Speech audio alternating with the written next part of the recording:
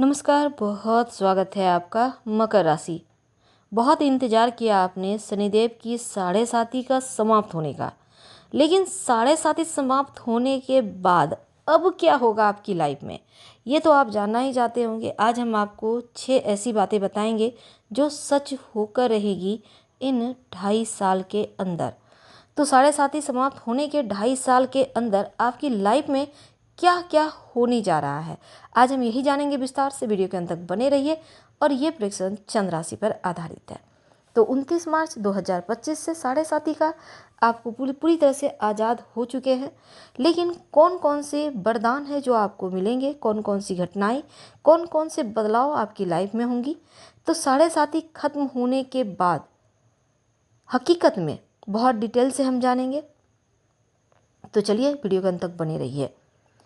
देखिए, शनिदेव की दृष्टि बहुत मायने रखती है, उनका राशि परिवर्तन बहुत मायने रखता है। शनिदेव आपके तृतीय भाव में चल रहे हैं, मीन राशि में। और अगर आप, चूँकि हम गोचर की बात कर रहे हैं, तो गोचर के अनुसार आपसे करीब 70% मैच करेगा। आपकी कुंडली देखने के बाद 100% बता पाएंगे। तो चलिए हम 70% की ही बात करेंगे, कहीं कोई यहाँ पर आपसे झूठी बातें नहीं कही जाएगी। तो साढ़े साती खत्म होने के बाद क्या होगा मकर राशि वालों? सबसे पहला ये सवाल है, अभी तक आपके दूसरे घर में थे, साढ़े साती का अंतिम चरण अब तीसरे घर में आ चुके हैं और आपकी साढ़े साती पूरी तरह से समाप्त हो चुकी है। तो तीसरा घर जो होता है वो आपके लिए, तीसरा घर में शनिदेव का आना बहुत अच्छा माना जाता है। आपके जीवन में मकर राशि वालों, अगर वाणी दोष है, जैसे कि साढ़े साती में अक्सर आपसे हुआ, आप बोलना कुछ और चाहते थे, सामने वाला कुछ और समझ लिया, आपके मुंह से भी कुछ और निकल गया, यानी मन में तो चल रहा है कि हमें ये बोलना है लेकिन बोल नहीं पा रहे थे। तो शनि देव की साढ़े साती समाप्त होने के बाद पहला वरदान ये होगा कि आपकी वाणी का जो विपरीत रिजल्ट मिल रहा था, अब उस वाणी के कारण आपको लोग जानने लगेंगे, आपको पहचानने लगेंगे। आपके लोगों के बीच उठना बैठना, लोगों से बात करने का तरीका एकदम से चेंज हो जाएगा। अब आपकी वाणी के कारण जो एकदम से रफ चल रहा था, या आप अच्छा भी बोलना चाह रहे थे तो बुरा ही बोल रहे थे, तो ये चीज़ें अब खत्म हो जाएंगी। तो पहला, आपको वाणी के मामलों में आपको चमत्कार दिखेगा, ये रिजल्ट आपको मिलेगा। और दूसरा, यहाँ पे एक और चीज़ है कि साढ़े साती खत्म होने के बाद नकारात्मक रिजल्ट आपको करीब 15-20 दिन मिले होंगे।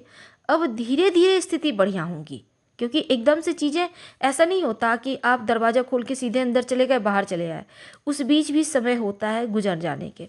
तो करीब 15-20 दिन का वक्त शनिदेव ने भी लिया होगा कि अब धीरे धीरे आपकी लाइफ में हम बेहतर करेंगे। तो अब और दूसरा क्या होगा बेहतर, आपका जो कॉन्फिडेंस लेवल जो एकदम लो हो गया था, आप धड़ल्ले से बोल नहीं पा रहे थे, जो व्यक्ति सबके सामने एकदम से सर तान के चलता था, वो साढ़े साती में झुक सा गया था। अब देखिएगा, एक बार फिर से चीज़ें आपके पक्ष में आना शुरू होगी। तो साढ़े साती खत्म होने के बाद धीरे धीरे चीज़ों को आप समझने लगेंगे और ऑटोमेटिकली देखिएगा रिजल्ट आपको मिलने लगेंगे पॉजिटिव तरीके से। तो अब देखिए, शनिदेव आपके चौथे घर को भी देख रहे थे पहले, लेकिन अब आपके पंचम घर को देखेंगे।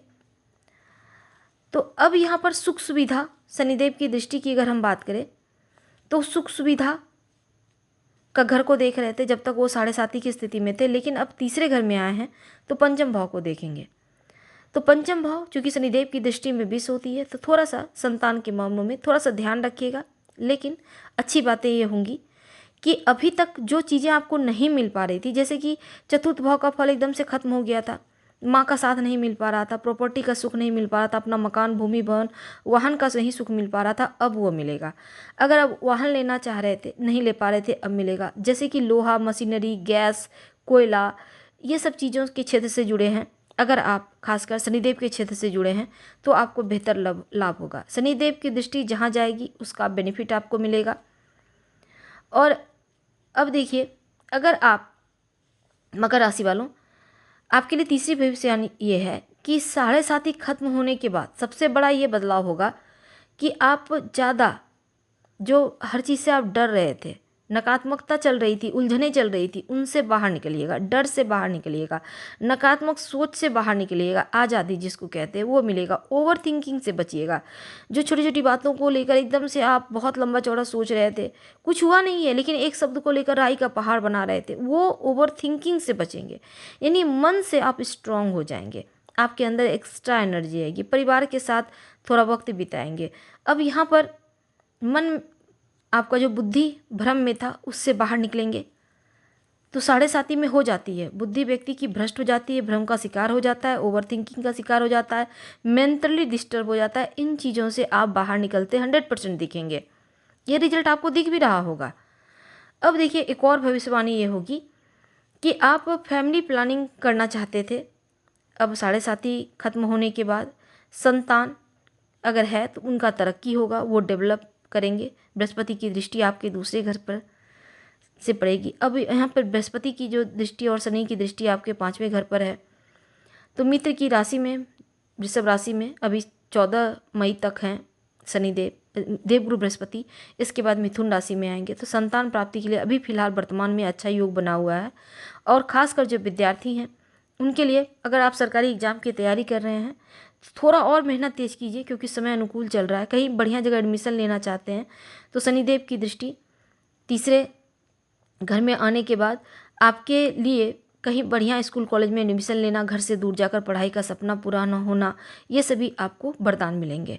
अगर आप कर्ज वगैरह में फंसे थे तो अब कर्ज मुक्ति मिलेगी, बढ़िया रिजल्ट मिलेंगे। हाँ, थोड़ा मेहनत करवाएंगे खासकर जो विद्यार्थी हैं उनको। और आपके लिए कहीं भी एडमिशन लेना चाहते हैं ईजिली आप करवा पाएंगे, बहुत दौड़ भाग नहीं होगी, हर चीज़ लगेगा आराम आराम से हो रहा है। दैव योग से सब कुछ धीरे धीरे आपको प्राप्त हो रहा है।